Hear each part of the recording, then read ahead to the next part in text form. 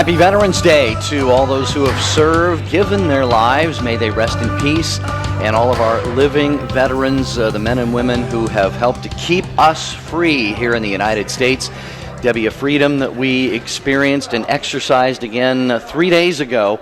And, of course, there's still a lot of fallout over the election and so forth, but we give thanks to God for the men and women who have afforded us the freedom to have elections and to religious liberty, at least to the extent that we still have it, and to be free to be here today at the Catholic Radio Conference. It is. This is an amazing day to honor our military men and women. Thank you for your sacrificial giving of your ability to serve in our armed forces, to protect us, and we appreciate it. This is a beautiful day. It's a great day to honor. And please make sure we go up and tell people thank you for serving in the military. If you know someone, how about a family member? Sometimes we don't even think about it, Jerry. I have many in my family that have served in the armed forces, in the Army and the Marine Corps, and I don't even think about maybe I should pick up the phone and say thank you for your service. It's a great way to show how we are appreciative and grateful.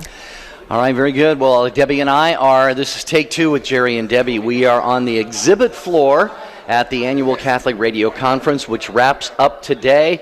And we want to hear from you, our listeners. And we have a number of people gathered around here. They're listening. I see Father Larry Richards is still here. Larry Colleen Richards. Mast. We've got folks from EWTN. Dr. Ray. Dr. Ray is Johnette. here. And a lot of Catholic radio station owners and operators. So you're going to be heard by all of those who are gathered around here. And what we're going to talk about today, Debbie, is admonishing the sinner, which is something it's not dinner table talk very often maybe, but it's one of the spiritual works of mercy. It is. It's actually the third spiritual work of mercy, Jerry, and we've been preparing all week to finish off with Admonish the Sinner. So we want to hear from you, dear listeners. So we'll kind of maybe lay the foundation, and then you please call in and share your wisdom on this subject, because it's important for us to really talk about it as Catholic Christians. Number to dial is 1-800-585-9396. Or you can text us. You text the letters EWTN to 55000. You wait for a response, put in your name, your question or comment, and we'll be happy to pop it in on the conversation. Data rates may apply, Jerry, so we just want to say that. We don't want anybody to get a bill and say, what? I just texted in to take two. That's all I did. Take two cost me all this money? It's worth it. No, there you go. 800-585-9396. Here's what might be on your mind when we talk about admonishing the sinner. Do you have a charitable method that you use for pointing out the sins of others? Does it feel like when you do so you're judging somebody when you offer what is considered really fraternal correction? How do you feel when someone points out a sin or sins that you have committed? Are there times when you should wait? Someone may be doing something very, very grave, but they could be in a very desperate life situation. So do you march in and offer that correction, or do you just maybe stand off and simply pray for them at that particular time? 1-800-585-9396. It's important for us to talk about the difference between correcting someone and judging someone. I think that's really important, because I do think when you said, do you stand by and just let people fall off a cliff, if you will, in a soul sense, it's important for us to know at what point are we crossing that line into a judgment phase. Because I think that's why, Jerry, a lot of people don't step in, is because they are literally afraid that they're going to be called a name for judging someone else. It's really, this is a great topic. I hope we really get deep with it. Maybe you just feel like someone else's sins are none of your business. Or perhaps you have that fear, Debbie, every one of us has it, that fear of losing a friend or offending a family member. Okay, and we're going to talk about what it means to admonish the sinner, but we want to get you on board with your comments, your takes at 1-800-585-9396. And Debbie, basically you mentioned it is the third of the spiritual works of mercy. And what it is, we have a religious duty according to the Church and according to the Catechism it's really an act of compassion that is put forth for the benefit of the person in need. That's right. Because, to use an analogy, if we see somebody running headlong toward a cliff and there's a 1,000-foot drop at the end of that where they're running, and they're going to fall off that cliff, well, that's a mistaken path that they're on that we need to say, wait a minute. There's danger down that path. That's right. That's right. So that's why it's an act of mercy. Exactly. And it's important for us to discuss it because we want to know how to behave as Christians to help one another, because the goal is that we attain holiness, that we're with God. We attain sainthood. So how do we do that? We help one another. This is a great topic, and you guys have a lot to say, we can tell, because phone lines are filling up rather quickly. Please call in at 1-800-585-9396. That's the number to get on Take Two with Jerry and Debbie. We are at the EWTN Catholic Radio Conference in Birmingham, Alabama. That's why you hear all the noise, but we're having a great time because we get to just look at, we actually get to see all of the hosts that you love to hear every day on EWTN. We're staring at Father Larry Richards right now. It's pretty cool. I mean, it's a great way to do the show. It's only so cool, After a while, it gets old, but actually, we're staring at ourselves. Oh, that's right. There's a big poster. There's an 8-foot poster. Here. Yeah. Well, I want to read, Debbie. People are wondering, okay, where is this rooted? Where is this founded? Of course, I mentioned it's in the Catechism that we offer loving and brotherly or sisterly correction of someone who is sinning. Matthew 18. We really see this in Matthew, Gospel of Matthew, chapter 18, starting at verse 15, where it says, Jesus said, if your brother sins against you, go and tell him his fault, between you and him alone. This is a key component right there. If he listens to you, you have gained your brother. But if he does not, take one or two others along with you. So you go alone. If that doesn't work, you kind of up the ante a little bit, and then if he doesn't listen to the two or three, it says to take this matter to the church. Right. So Debbie, what it's saying is we don't take this to Facebook. You know what I mean? I'm serious. No, I get you. This is a very serious matter. Yeah. If we see somebody sinning, we want to gently and lovingly. I mean, if we go out publicly and say, air anybody else's dirty laundry. That's I hate wrong. To see that when Christians do that to other Christians. Yeah. Yeah, because you can destroy somebody's reputation, and that's a form of killing another human being. In a sense, you're destroying their reputation, and really in private is the charitable thing to do and the proper thing to do. And that's how, obviously, in the Bible, that's how God intended for us to act. So I agree with you 100%, Jerry. And Facebook has become a place where you can really air a lot of things that really shouldn't be, and it's ruined people's lives. So yeah, that's a good point. Phone lines are almost completely full. So if you try to call in, just wait till an open phone line, and we'll get you right in at 1-800-585-9396. There's that beautiful Take Two music. We love that music. It's been playing throughout the hotel at the EWTN Radio Conference, and it always warms our hearts because we know, dear listeners, you drive the show. This is your show, Take Two with Jerry and Debbie. We're talking about Admonish the Sinner. We'll be right back.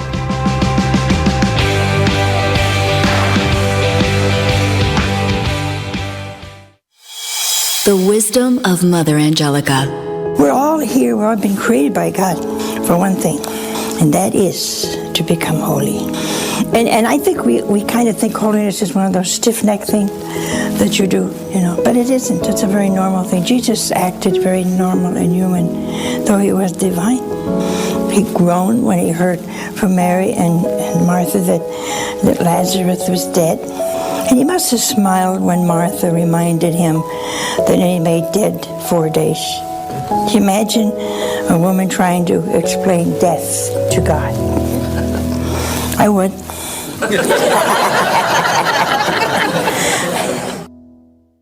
Have you heard about Church Pop?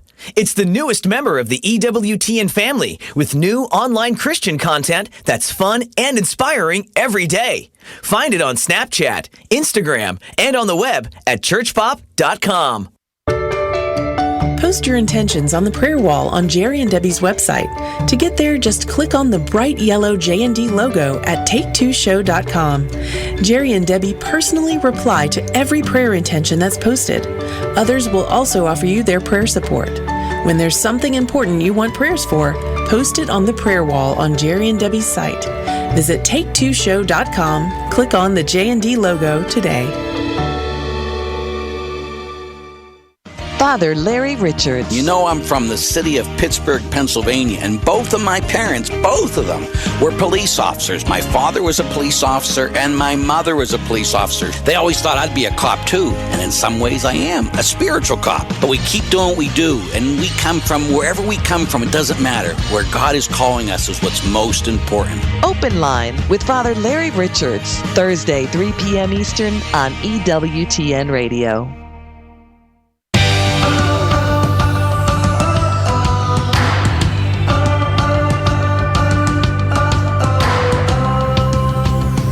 Thank you for tuning in to Take Two with Jerry and Debbie. And we do have busy phone lines here as we talk today about fraternal correction. And that is how one member of the faith, seeing another member of the faith sinning in some way, knowing that that is not helping that person's soul, not helping them get to heaven. How do we charitably and politely, while, as we heard Raymond Arroyo earlier on EWTN Radio talking about the need to welcome the sinner, we need to do that.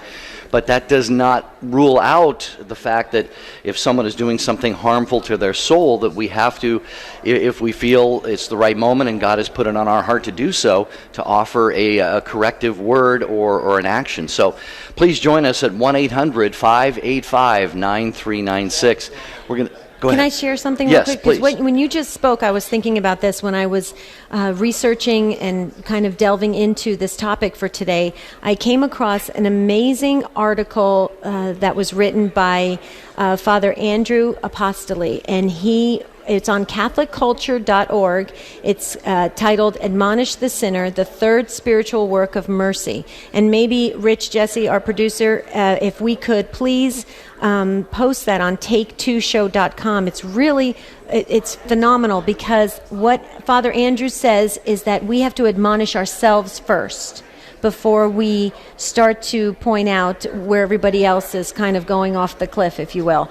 And so, Jerry, I'm going to be the first one to admonish myself, okay? I made a promise to our listeners that I would make every effort to answer emails, and we try very hard for 24 hours, 48 hours to get back to emails. I am about 5 days behind. So, dear listeners, it's a good problem to have. I did make that effort, but I'm falling a little behind. Thank you for reaching out to us. When I fly home from this wonderful radio conference, I will sit down and answer emails, and because we love to hear from you. So I just wanted to say, I'm going to admonish myself first. It's not right, because I said I would do it. I'll search deeply and find what I can admonish myself for before the end of the show. Deal. In the meantime, we're going to go to Phil in New York, listening to EWTN Radio on Sirius XM 130. Hi, Phil. Get us started here. What's your take? Hi, how are you? Good, Phil. Thank you for taking my call.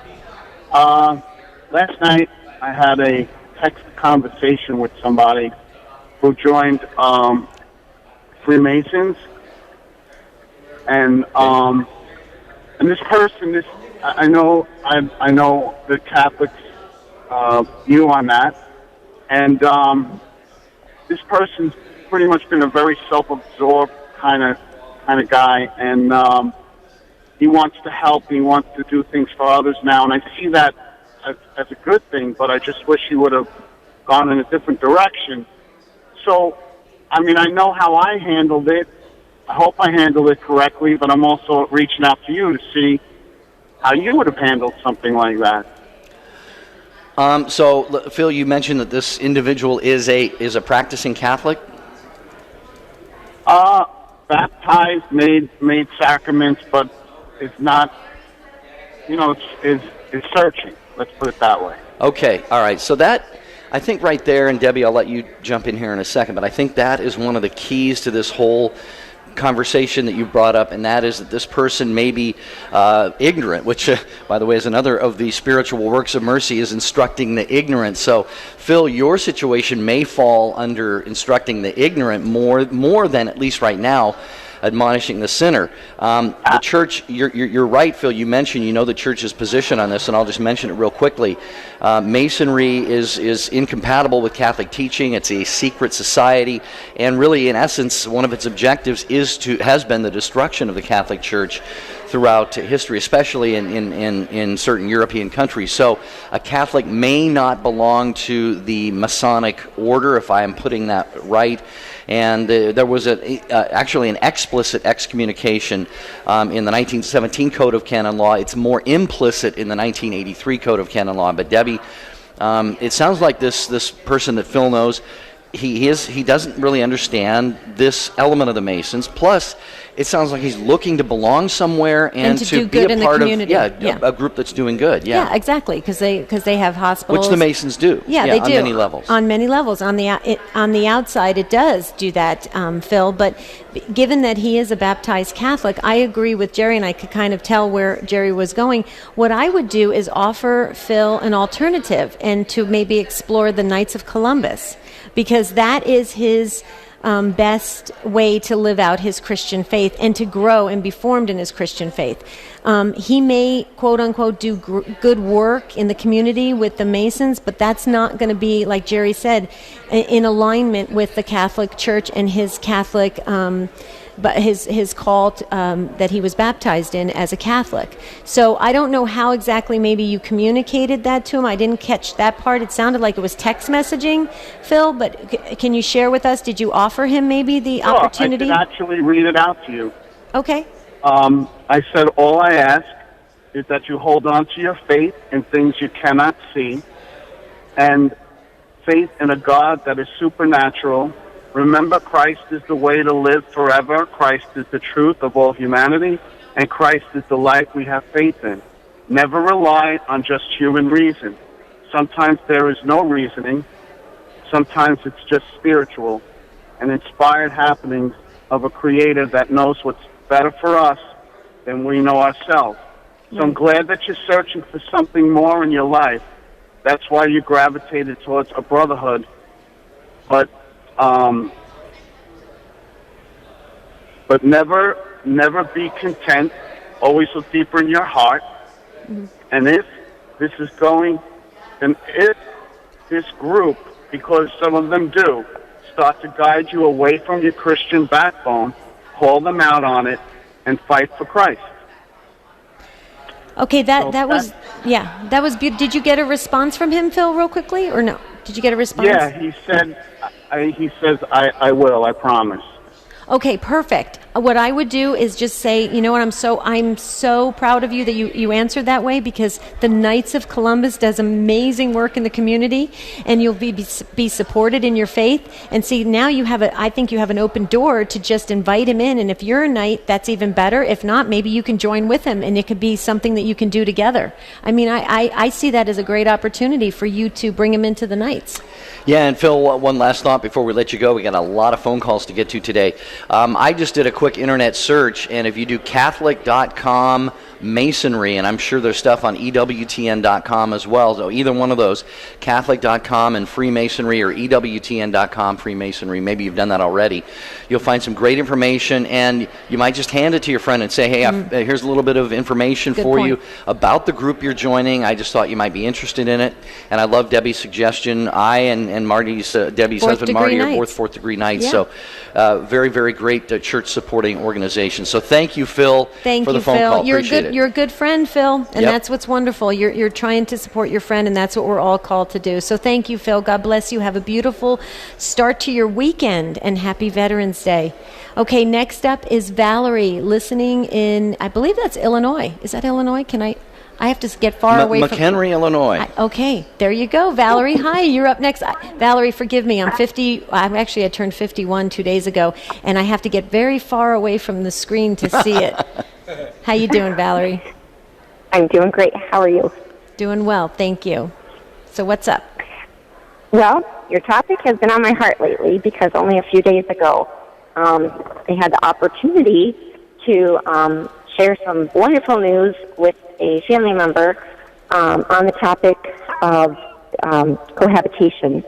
And I was just sharing how wonderful it was that this young couple that had previously been living together decided on their own to attend the sacrament of confession before their nuptials. And I just lifted that up as what a beautiful gift that was. And it just so happened the family member that I was speaking to had, we've had in our family situation, as many do, nieces and nephews living together, and our children of the age that it could happen for them.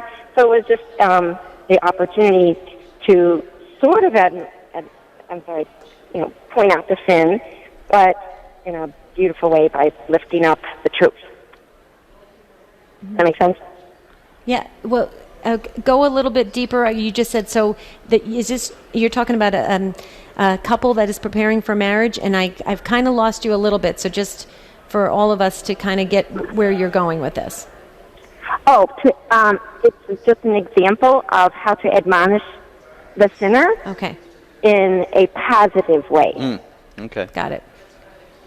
So so you're saying so that when a couple is thinking about cohabitating, to kind of challenge them or encourage them to rise higher, or to kind of, do exactly what the church teaches, which is a great, healthy start to their wedding. Is that what you're saying? To be able to converse with them on that, or how?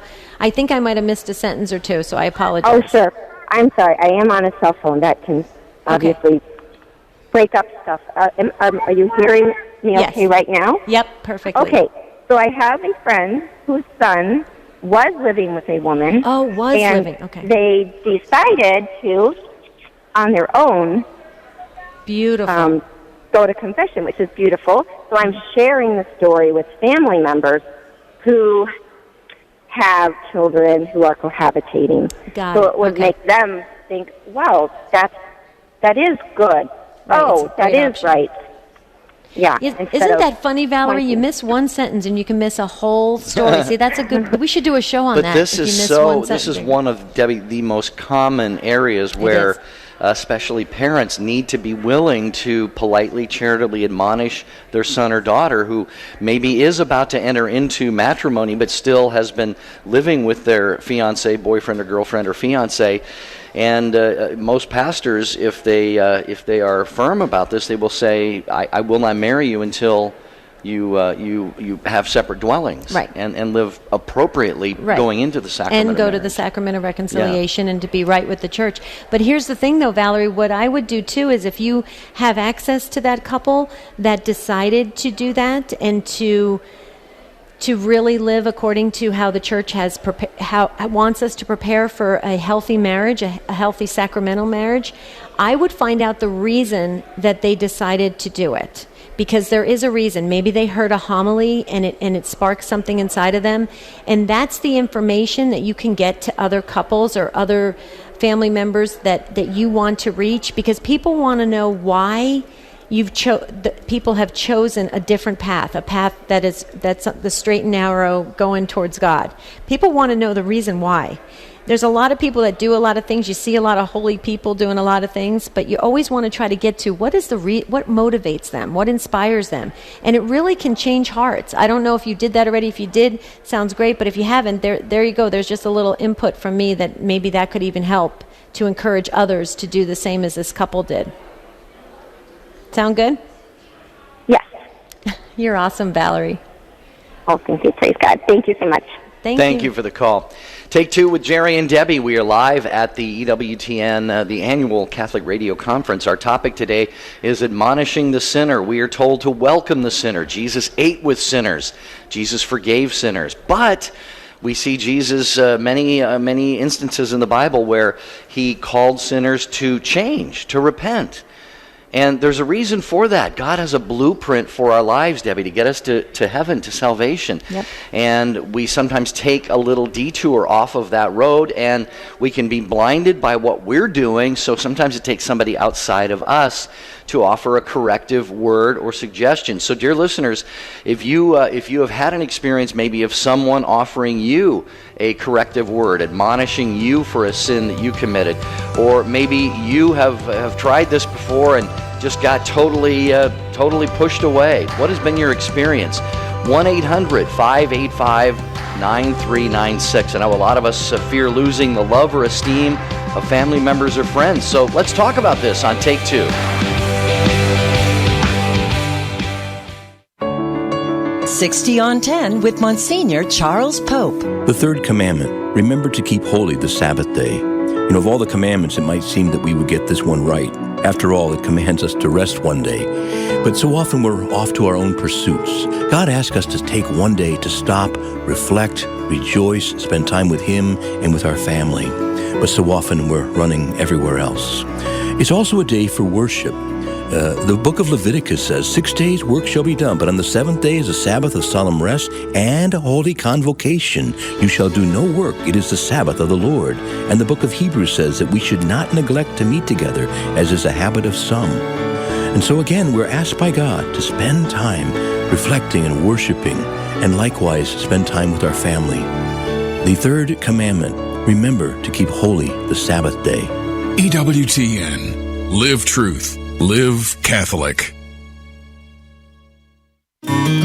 And I'm Doug Keck, and welcome to an EWTN bookmark brief. I just finished interviewing Teresa Tomeo on her new book, Intimate Graces, How Practicing the Works of Mercy Brings Out the Best in Marriage. Give us a synopsis of what this book's about, and who is Dominic Pastore, who co-wrote it with you? That's my husband, Deacon Dominic, and we wrote this together, and we're very excited. It's about applying the corporal and spiritual works of mercy to your marriage, which I never thought of before until we were approached by our publisher and our editor at Ave Maria Press. And when you stop and think about feeding the hungry, clothing the naked, visiting those in prison or ransoming the captive, and you think about it in terms of marriage, especially troubled marriages, they do make a lot of sense, and you can really draw a lot out of them to improve and strengthen marriage. Very good. As an author, of course, host on EWTN as well as on EWTN Radio. Thank you so much, Teresa Tomeo. Intimate Graces, How Practicing the Works of Mercy Brings Out the Best in Marriage, co-authored with her husband, Dominic Pastore, and it's available through the EWTN Religious Catalog. And this has been an EWTN Bookmark Brief.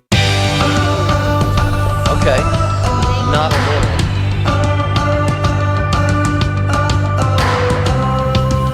We're so glad you're with us on Take Two with Jerry and Debbie. We're at the EWTN Catholic Radio Conference in Birmingham, Alabama, and it's been an extraordinary experience. Last night we had a dinner banquet with all the affiliates, and it was Johnette emceed, and Jerry and I got to do a little plug for Take Two, and what we did is we just said how grateful we are for you, dear listeners, because you make the show. So please remember that. And actually, Jerry and I are sitting in a hotel lobby doing the show right now, and there's no one around us, Jerry.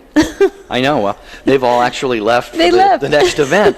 And here we are, just by ourselves with you guys, our listeners. That's right. That's right.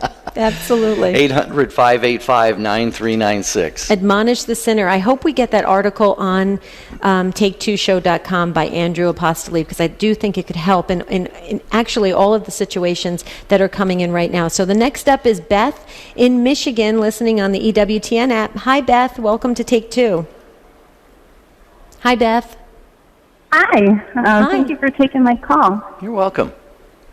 I just wanted to share something that I try very hard to live by, and that is, and I say it frequently, I don't have to agree with you to love you, and how can I help you through this?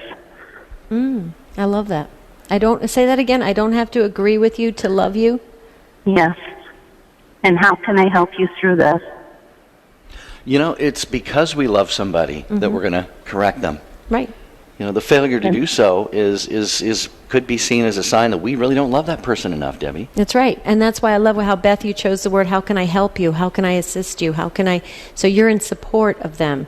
You're not coming... It doesn't sound like you're coming from a quote-unquote judgmental point of view, which is a lot of times we're accused of being. And it's unfortunate, because I think that's what silences us as Catholic Christians. We don't want to say anything so that we don't offend.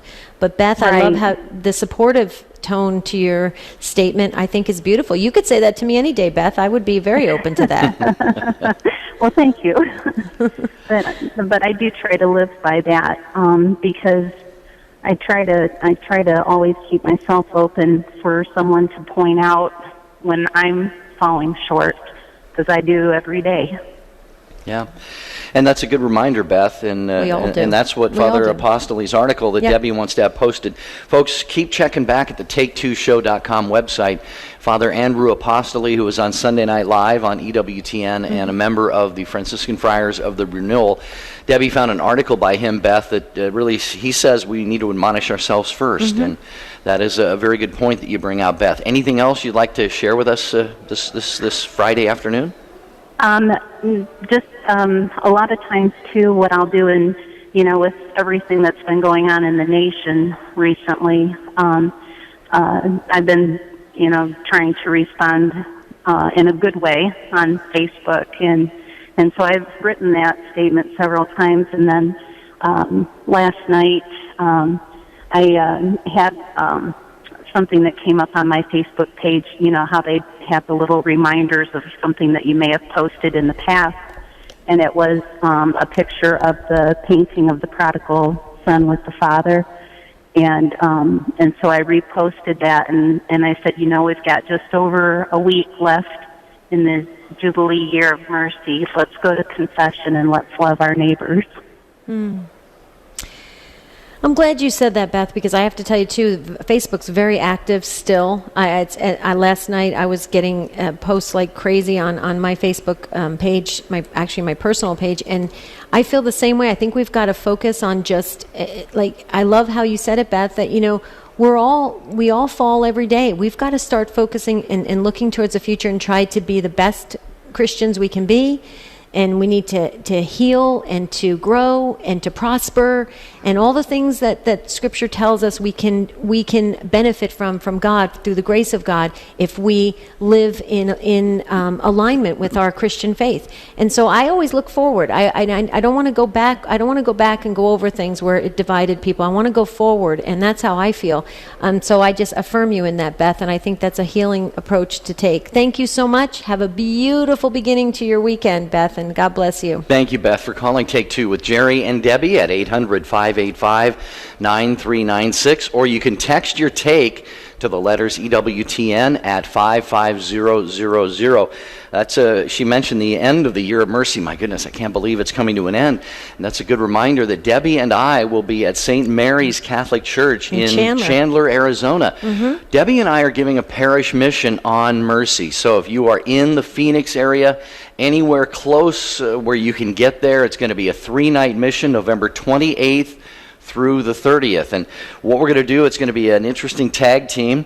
I'm going to start off with some, catechetical information about mercy, and I'm going to share some very personal things about God's mercy in my life. Many of you know the depression and the 2011 darkness that I went through, and I believe that was God, actually an act of mercy on His part, allowing that to happen to me. So I'm going to share some details of that and some other incredible stories of God's mercy. And then, Deb, you're going to kind of take over with just some practical application life skills stuff. Perfect. You said it perfectly, and that's what we need. We need tools to just navigate through life, and it's important. So Jerry said if you're in the Phoenix area, absolutely, but a lot of us have family members who live in Phoenix or have second homes in Phoenix. Tell them to get to St. Mary's in Chandler, because I do believe it's going to be an important 3 nights, and they're 3 individual nights, so you got to commit to 3 nights. It would be wonderful for you to come all 3 nights at the end of November. And we are also doing 2 live radio shows, one for the parish community on Monday morning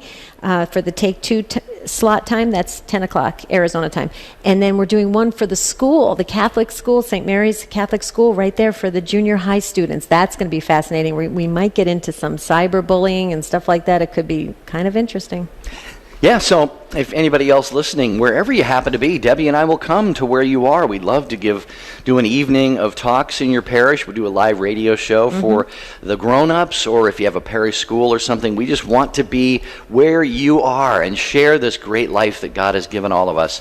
So you can find out information about booking us at our website. Just go to take2show.com and click on the yellow J&D logo, and you'll get all the information you need. You can just fill out the form that's there, and you can get information. Okay, thank you for waiting. Jasmine, you definitely get our Patience Award today in Bellingham, Washington, listening on EWTN.com. Yeah. Hi, Jasmine. How are you? Hi, I'm good. So what can we do for you today on this topic of admonishing the sinner? Well, I have a friend, and we're in the same grade, but she's like a year older than me. But she's already dating, but I feel like that's not healthy because, she only dates to break up with them, and they're never good guys, and they're not even Catholic, so. Jasmine, so she's 12 years old? Is she 12? No, she's almost 14, and I'm 13. Okay, so you're 13 and she's 14. So is she in high school? No, she's in 7th grade with me. Oh my goodness. Okay, and how does her parents, or do her parents know that she's dating? Is this some kind of group dating or something? Where they go out like to movies or something? She hides it from her mom because the boyfriend doesn't want to meet her mom, and plus she has a lot of family problems, and I think she's dating so she can forget about it. Well, and I'm trying to help her. Jasmine, are you really close with her? Is she one of your best friends? We're just close friends. Like, all my friends are my close friends. Okay. So, well, here's the thing, Jasmine. Let me show you. You are so smart beyond your years. I have to tell you that. Very caring. Very caring, and you're a great friend. A great friend. You said something that is so important. You said she's doing this. Her parents don't know. She keeps it from her parents because she's probably hiding something or trying to run away from something, or maybe some feelings that she's having. Jasmine, the best thing you can do is be a strong Christian friend around her by your example. Show her that Christian confidence that you have. The fact that you called in on a live radio show, you have a lot of heroic tendencies and virtues, and they're beautiful. And you need to, even though you're younger than her, it would be great for you to be her hero. And you can do that just by being who you are, Jasmine. Just who you are. The other thing, too, is I would pray for her, because your prayers are going to be heard by God, because you are a great soul. And God is listening to you, and pray to your guardian, ask for your guardian angel to go to her guardian angel to maybe whisper in her ear that she's going down a wrong path. And the last thing I would do, Jasmine, can you tell I'm a youth minister, Jasmine? Because the youth minister? Huh? The youth minister? Yeah, I know. I was a youth minister for many years. So the last thing I would do, Jasmine, is I would maybe invite her, if she's open to it and her parents are okay, maybe to come to church with you. If you belong to a religious education group, keep her as okay, perfect. Keep her as close to the church as you possibly can. Invite her to activities. I tried asking her to come to Edge, but she was really far away from the church. I go to Edge, like the youth group is called Edge. Right, it's the Life Teen, the junior high Life Teen. Yeah. I know it very well, and so it's wonderful so maybe even if your parents are willing to drive you to where her church is, her Catholic church is, if you can go there, somehow make it. If you can get to a retreat or something like that, the more you can do, the better off, because she'll feel connected to the church if she feels welcome. And the last thing I would do, Jasmine, if you can, is eventually she's going to have to open up to her parents. Her parents are her authority figures, and I would just ask her to really think deeply about the fact that keeping secrets and keeping it away from her parents is eventually it's not going to benefit her in the long run. It won't. I've seen it so many times. Though that would be my advice, Jasmine, and I don't know if you've gotten other, like I'm sure you've asked your parents for advice as well. I don't know if I did. Does it sound, am I in I want to be in line with your parents. Am I okay? Oh, yeah. Okay, good. Good. Well, I don't know if anything else. Jerry, did you want to add anything for Jasmine? Hello? No, I Is it? Hi, Debbie and Jerry. I love your show. Thank you. Thank you for talking to my daughter. Oh, hi. Yeah, what is your name, Mom? My name is Tracy. Oh, hi, Tracy. How did it sound what Debbie was sharing with Jasmine? I couldn't hear. Because, I have to turn off the radio, right? Okay, well, go back later today or tomorrow. You can go to take2show.com, Right, and we yeah, have. I sometimes I do that too. Oh, Thank good. you. Yeah, Okay. Yeah. She's struggling, helping her friend. She said, Mom, how should I do that? I said, well, pray for her and recommend her book. Right. Something like that. And Sure. I just ordered the Dr. Ray Good Discipline Teenage Great Teen. Oh, and I don't know if that's good. It's an audio book, because I don't have time to read. So it's a good material to. Well, anything that Dr. Ray produces is phenomenal material. Yes, absolutely. His only goal is to help others be able to live a strong Christian life in our homes and in our communities. So yes, I would recommend Dr. Ray any day. But I just want to say real quickly, Tracy, you have a great daughter. Your daughter's awesome, and she cares about her friends, and there's so many kids that don't care about their friends, and your daughter cares about her friend, and we're going to all pray. And if you can let Jasmine know, we're going to all pray for her girlfriend, that the good Lord and her guardian angel just really reaches deep inside her soul and gets her to see that she's worth way more than she is settling for. Yeah. All right, thank you, Jasmine, and thank you, Tracy, for being with us on Take Two with Jerry and Debbie. 1-800-585-9396. Debbie and I are at the annual Catholic Radio Conference hosted by EWTN. We are on the exhibit floor, which Debbie pointed out earlier has everybody's abandoned us because... Except for Tom Price. Tom Price is here. Yeah, we're going to a local museum for a Southern Hospitality lunch and tour, so that'll be fun. I hear there's a gigantic statue. Okay. Gigantic. It almost looks like Rio de Janeiro. Is that where the big Jesus statue is? Yeah, I think it's so. a gigantic I can't wait. I'm going to take a picture. Well, and one of the things that we want to just encourage you to think about before we go to Robert, our next caller, is one of the reasons, Debbie, that we have this annual Catholic Radio Conference is for people to come to who are thinking about starting a Catholic radio station. And dear listeners, if you are in an area, maybe you listen on an app or online or some other way, and there's not an AM or FM station where you live, let EWTN help you with that. That's what they just desire to do. They love to do that. Jack Williams here is the Director of Affiliate Relations. So give EWTN a call, 205-271-2900, and talk with Jack Williams. And then you can come to the great radio conferences every year. That would be there you go. Fantastic. Okay, Robert, you're up next in San Antonio, Texas, listening on Guadalupe Radio Network. Hi, Robert. Thanks for waiting. Hey, how's it going? I have a thought. I don't know if it's relevant. I'm Catholic. Well, I wear my scapular and all that. But I was drunk in downtown San Antonio, with 3 girls. And, this guy walked up with his Bible, started talking to me about how I'm not living a good life and all this stuff. I wasn't really paying attention. And he said, I'll pray for you.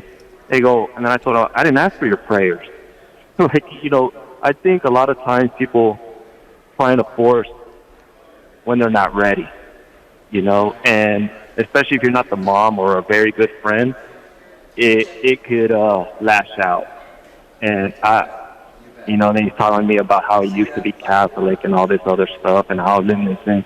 But if you're not ready to hear criticism, I guess, especially if you don't even know the person, it can be kind of ugly, where the person might even get angry like I did. Well, and you also said you were intoxicated, too, so that tends to make people a little bit feel like they can kind of go back at other people and not take, stuff being told to them, because, that does happen to some people when you've had a little too much to drink, and you said you did that night, right? Well, yeah, but I wasn't gone, totally drunk, but right. I think he was getting his self-gratification. He wasn't trying to necessarily save me, because he could have easily said, he could have walked away and he goes, I'm going to pray for this guy. He told me, I'm praying for you. He did it to make himself self-righteous, I guess, or to make himself feel good. You know what I mean? Right, I got you. Let me ask you something. I want to ask you something, Robert, though. This is obviously in the past, and, as you have admitted, and Debbie said, you were obviously in a sort of an intoxicated state, not fully in control of your faculties or your thought processes and so forth. Now that you've had time to reflect on this, even though you told the guy, I don't want your prayers, having had this experience, do you see that it maybe was the hand of God trying to get a message to you, or do you still feel like maybe this guy violated my space? I mean, how do you sort of frame that event now as you look at it in the past? When I look at it past, it happened like over 10 years ago. I still feel like he violated my space.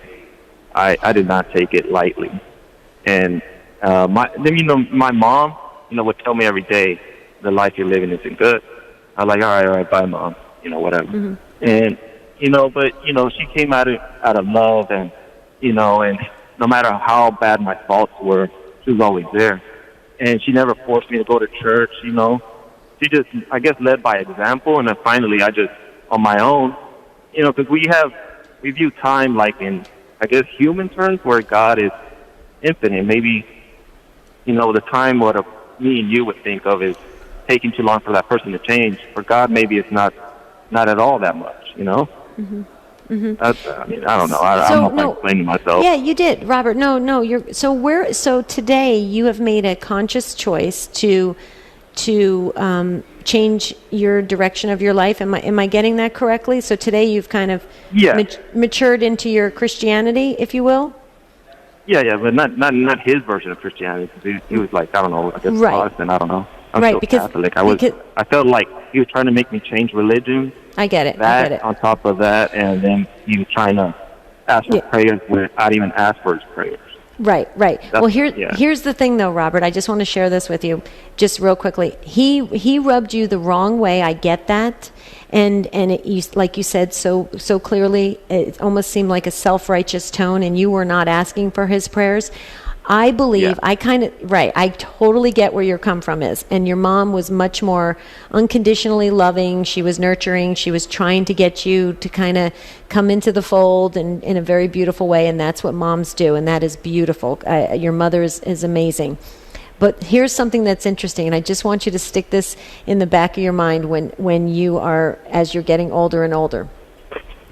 Him rubbing you the wrong way has obviously stayed with you for 10 years. So what does that tell you? That tells you there was a reason it happened, and there's a reason that is staying with you for 10 years. So if it were me, I would use that as a constant source to go back to, just to kind of keep you in balance and check, because it did rub you so much the wrong way. And I believe that God possibly used that guy just to get under your skin a bit. So kind of maybe woke you up just a little bit. Maybe not in a positive way right now, but I bet you down the road, someday you're going to be super grateful that actually did happen to you. That's all I'm saying. I would love for you to be open to that. What do you think? I doubt that. Maybe it tells me what not to do if I see someone, but maybe, I don't know, maybe 20 years from now, but who knows? Okay, yeah. Well, in 20 years from now, if we're still doing the show, will you call back and let me know if it came full circle? Will you do that, Robert?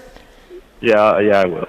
You're awesome. I love your spirit. Thank you so much for calling in. I hope you like Take Two, because we love hearing from you. So thank you so much. Yeah, Robert, thank you very much.